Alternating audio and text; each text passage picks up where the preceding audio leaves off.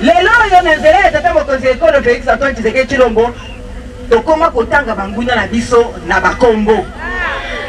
Régime sanguinaire ya Paul Kagame, régime oyo nyonso tout ya Rwanda avec ba supplétif na bango ya M23 ba koteli biso na kati ya mboka pona kosala biso mabe. Tokotala bango? Tokotala bango? Tengote. Ozomona bolingo oyo tata mokonzi azala ngo pona mboka na biso. Ozomona bolingo oyo azala ngo pona mapinga na biso. Tia kende ko bakisa mbongo elingi kolakisa ke motema na ye efandi na kati ya armée efandi epa ba wazalendo. Boyete? Yango wana nazobenga biso na appel wana patriotique. Tobangeloko moko te. Mboka oyo eza ya biso. Mboka oyo eza ya mabele na biso. Bakoko batika biso pe tokotikela bana. Boyete? Atelemi azobutla. Azotelema. Lelo tozomona même Rwanda ba condamnation comme Goya pour la première fois sur le plan international ba comme condamner Rwanda. Boyete?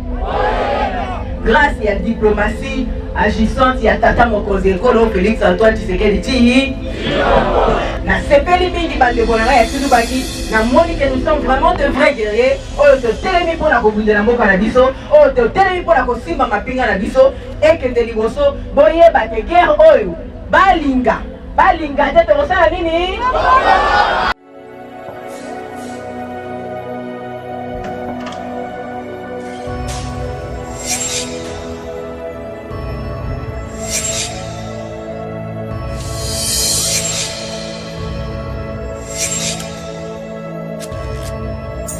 Abonnez-vous sur Pifo Télévision, vous informer sur notre devoir.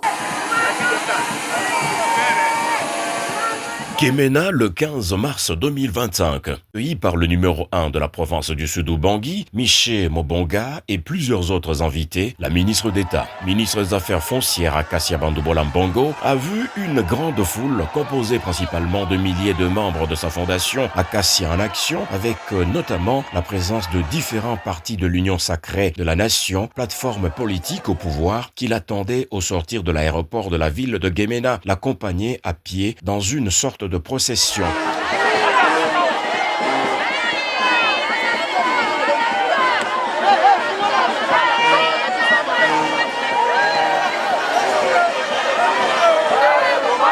Jusqu'à la place Kermesse où son meeting populaire a été organisé le samedi. Dans le fait, c'est une distance de 3 km parcourue à la marche. Elle est ici porteuse d'un message de paix, d'amour pour la patrie, de soutien indéfectible au président de la République Félix Antoine Tshisekedi Tshilombo, aux forces armées congolaises et au Wazalendo, surtout un message de rejet de l'occupation rwandaise.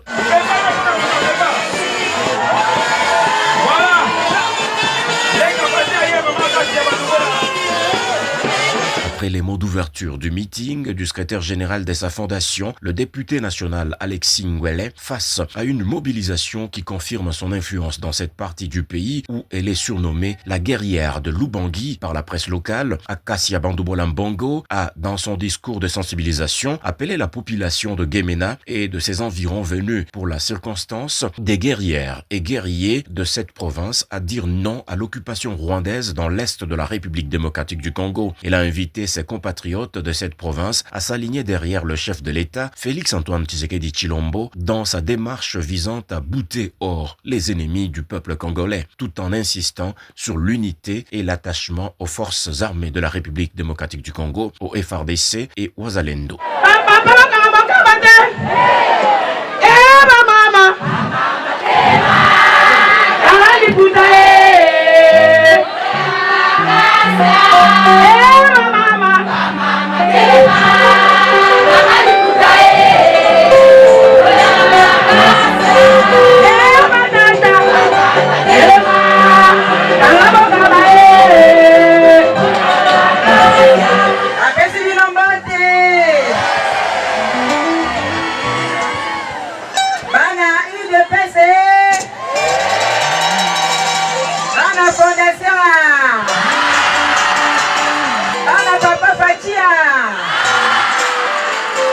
Merci beaucoup.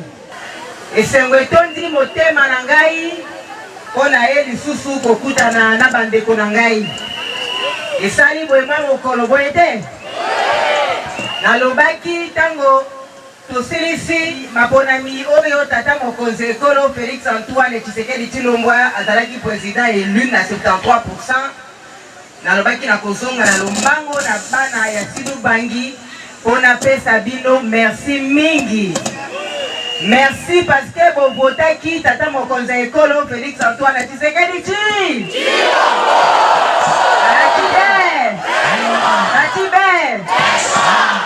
Alobi na ngai kimambango pe kuna na tu na yo yebisa bana ya Sidou Bangi na tindeli bango mbote mingi.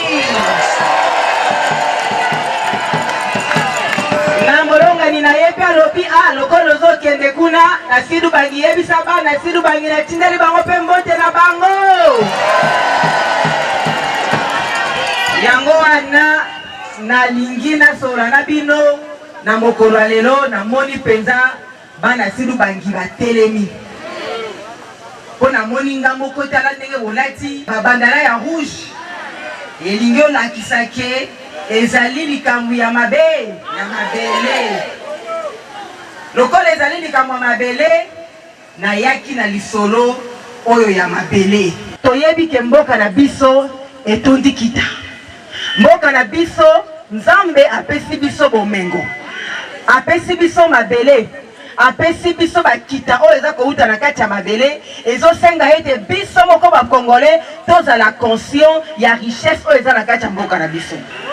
Me lelo oyo tomoni banguna bayebi kokotela biso na kati ya mboka bato oyo balingaka épanouissement pe développement ya ba province na biso te ya mboka na biso baye kokota na ndako na biso eloko liboso biso tokosala tokosimba na liboke tokosimba na maboko poto bute dehors bato oyo nyonso baye kotia liwa na kati ya ndako na biso boye te lelo oyo na nzela ya tata mokonzi ekolo Félix Antoine Tshisekedi Tshilombo tokoma kotanga bangunya na biso na bakombo régime sanguinaire ya Paul Kagame régime oyo nyonso tout ya Rwanda avec ba supplétif na bango ya M23 ba koteli biso na kati ya mboka mpona kosala biso mabe tokotala bango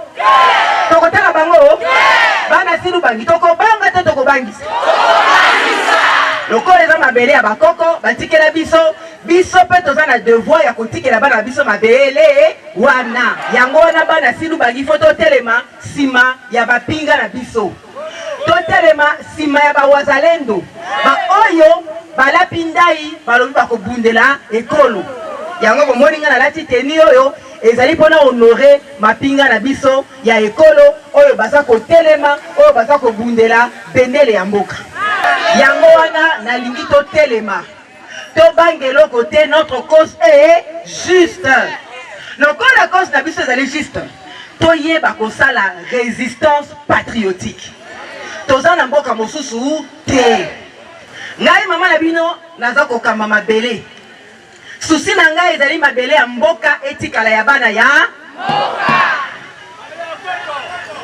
mabele ya mboka etikala ya bana ya mboka Congo au Congolais yango wana il faut to veiller to fungola misu pe tozala ba résistant mokonzi ya mboka asalaki appel pour la unité nationale.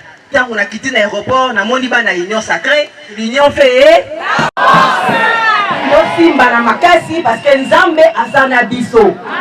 Nzambe azotambola na biso. Na lingana ye maze momo na yemba chaque fois na sala na meeting.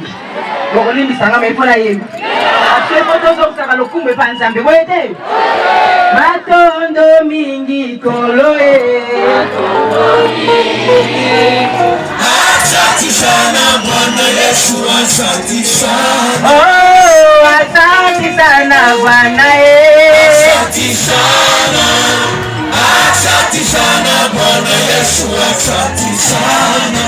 Tozala ba patriote, towangana mboka te, ne jamais trahir la nation. Yango wana na eko sensibiliser biso, na eko conscientiser biso mikolo lelo. Koyebisa bino bobanga eloko moko te oyo pe aza na posa ya kokota armée eza lokola sacerdoce na français na lingala okomi kaba bonga atala moto moko bometele maboko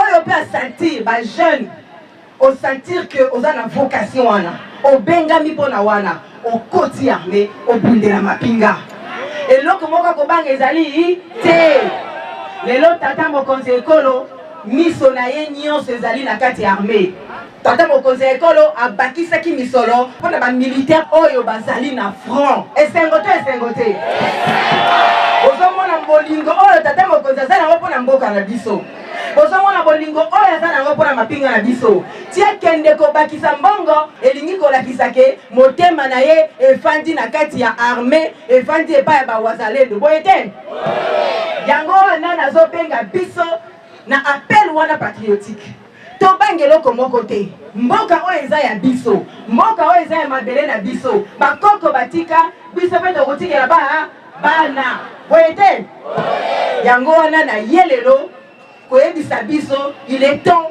ke totelema tobanga te tobundela ekolo eza droit na biso tolingi lisusu barwandais baya kokamba biso te tala ndenge bazonyokola bandeko na biso baza koboma baza kobeta baza konyokola tolingi yango na mboka na biso te bango nyonso na batraitre na baoyo bazondima makila bandeko na bango ekufa mpona lopipi mpona mbongo mpona makambo malamu te bango nyonso wepie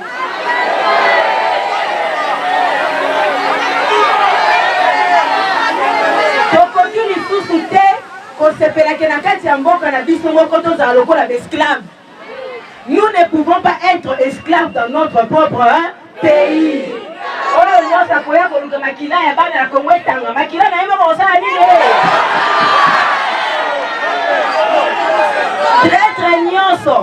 traître nyonso oyo akoluka makila ya bakongolais etanga makila na yeba kosala nini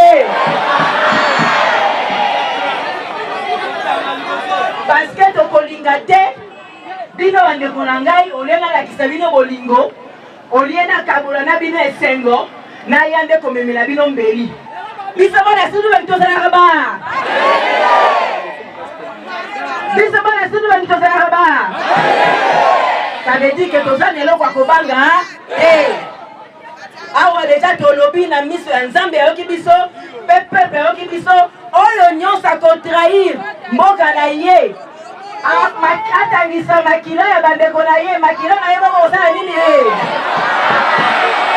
nous sommes de vrais guerriers oyo tobangaka eloko te oyo totelemi lokola un peuple totelemi nsima ya tata mokonzi ekolo Félix Antoine Tshisekedi Tshilombo totelemi awa liboke nsima ya tata mokonzi ekolo Félix Antoine Tshisekedi Tshilombo topesa ye confiance atelemi azobukla azotelema lelo tozomona même Rwanda ba condamnation ekomi koya pour la première fois sur le plan international bakomi ko condamner Rwanda boyete grâce à la diplomatie agissante ya tata mokonzi ekolo Félix Antoine Tshisekedi Tshilombo na sepeli mingi bandeko na ngai ya sidu bangi na moni que nous sommes vraiment de vrais guerriers oyo totelemi mpona kobundela mboka na biso oyo totelemi mpona kosimba mapinga na biso ekende liboso boyeba ke guerre oyo balinga te tokosala nini balinga te tokosala nini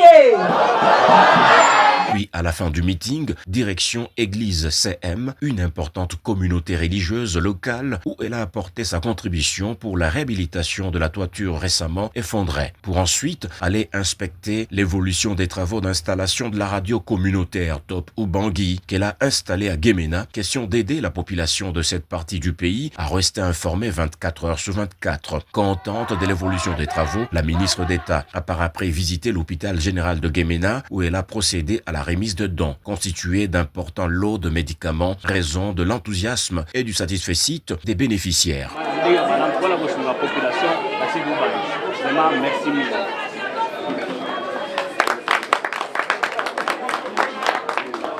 La ministre d'État, ministre des Affaires foncières, Akasia Bandoubola Mbongo, a visité les patients et tous les autres internés.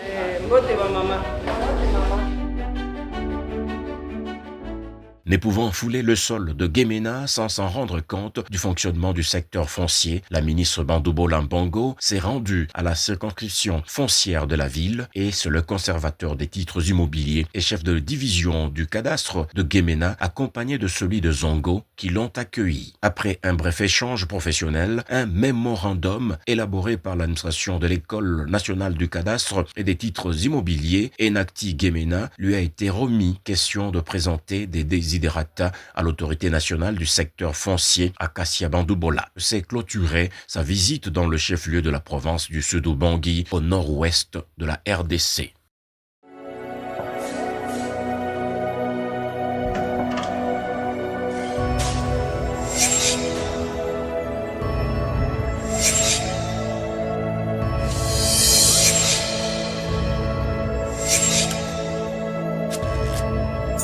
Abonnez-vous sur Pifo Télévision, vous informer sur notre devoir.